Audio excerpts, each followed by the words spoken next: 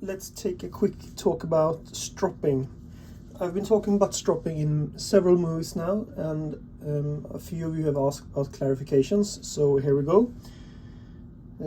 This is a knife that has been away for a loan, and it's also gotten a new handle, and when I've polished the side it's dulled a little bit, so now it's time to touch it up. First though, I have this old cowhide strop on which I've been using this polishing compound, and it works fine, but you see that I have it in a bag because it's messy and it like the particles come off, so I prefer not to use it. Instead I'm using this horse leather strop. This is skin side up, and I've sanded it down with sandpaper. I think I actually had to use 180 grit or something like that. It's really tough. So I sand it down until I get almost a suede feel. That's the way I like my strops. I strop for a few different reasons. So the first reason I strop is because a knife is a little bit dull. Now I don't know how this is.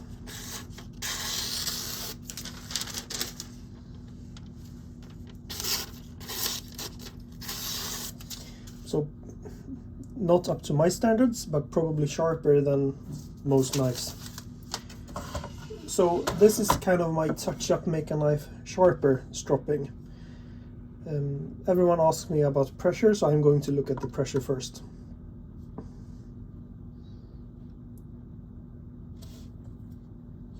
So it seems like I'm doing perhaps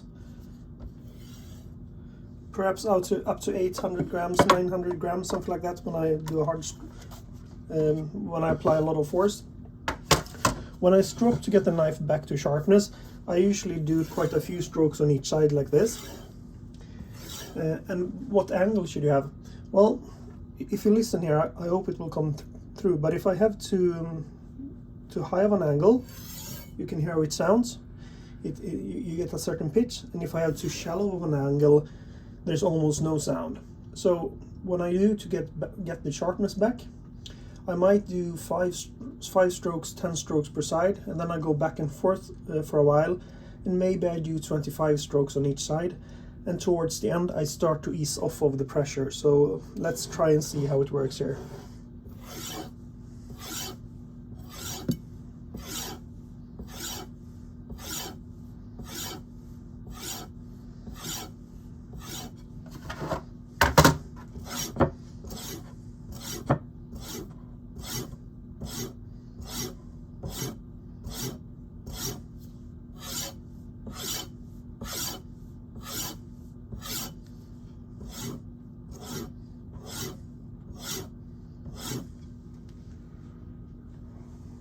I'm in the laundry room and we have a motion detector here. Now I've done about 15 on each side, and I've applied quite a lot of pressure. And what's important to consider is when you press down, the leather will curl around, which means that you're basically changing the angle, because pressing down and getting the leather to curl up is almost like tilting the knife up. So when I ease off the pressure, I can also tilt down a bit, as the leather will not curl around the edge as much. And I'm mainly listening, because I know that if I raise the spine of the knife too much, I will get this raspy sound, whereas if I go too low, it will become almost silent. So I try to find the angle where the sound starts to increase. And as you can see, it immediately cuts into the paper. In the last test, it didn't, had a hard time catching the paper. So the knife is now really sharp again. So that is the touch up from a dull knife stropping session that I do if I think that a knife can be saved without sharpening. Now I'm going to sharpen this knife because I've been using a lot of abrasives along the edge. So I'll do a proper sharpening, and I'll show you how I strop during the sharpening as well. I've now done the first sharpening on the first stone. Since the edge was in a good condition, I started on a 3000 stone. So what I've done now is that I've sharpened both sides of the blade until there's a burr, and burr is the material buildup that comes on the opposite side from when you're sharpening. So when you're sharpening this side, it will be a buildup that you can feel on this side of the knife, and then when you sharpen with at this side, there will be a buildup on this side that you can feel here. So what I need to do now is that I need to remove the burr, and I usually do this hard sharpening to set the edge, then I remove the burr, and then I do more polishing type of sharpening. And between those stages I like to remove the burr. Now there's not a lot of burr this time since I sharpen on such a fine stone, but if there's a lot of burr, I like to first remove it like this by cutting at the end grain of my strop. That will tear off the burr really well. And then I do a few strops, or I always do a few strops to get rid of the burr.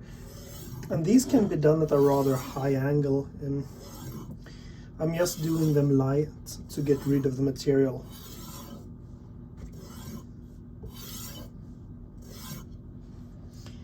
So now I'm going to continue sharpening on the same stone, but now I'll sharpen with lighter strokes so as to more polish the edge.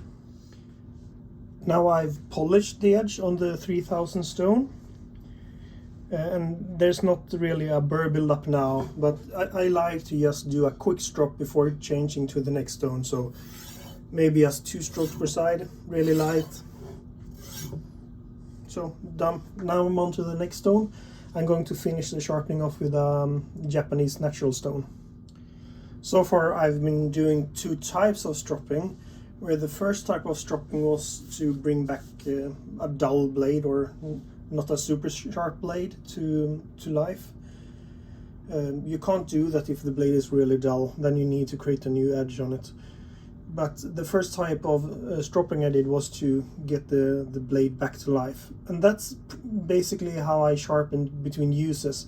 But when I've used my knife, I tend to do every other side, so I go this side, that side, and I maybe do 25 like that. So I do that after every use. After that I did the stropping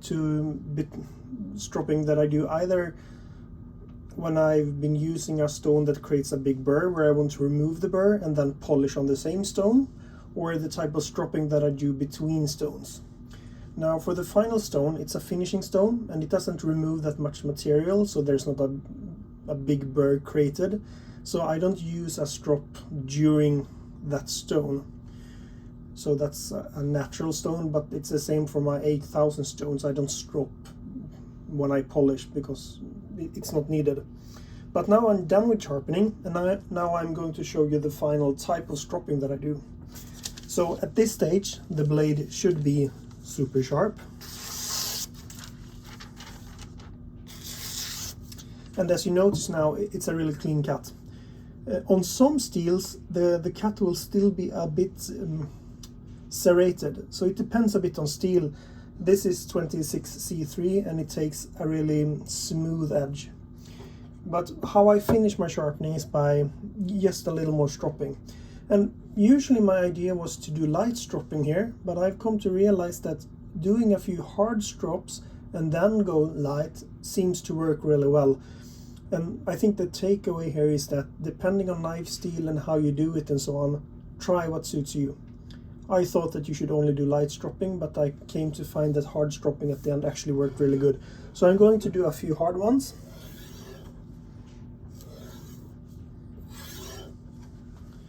And if you didn't notice already, we have a motion detector in the laundry room where I'm at now. So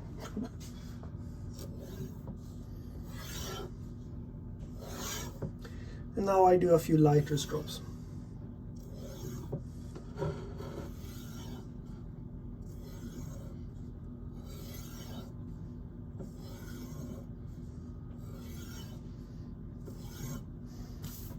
And now the edge should be even better.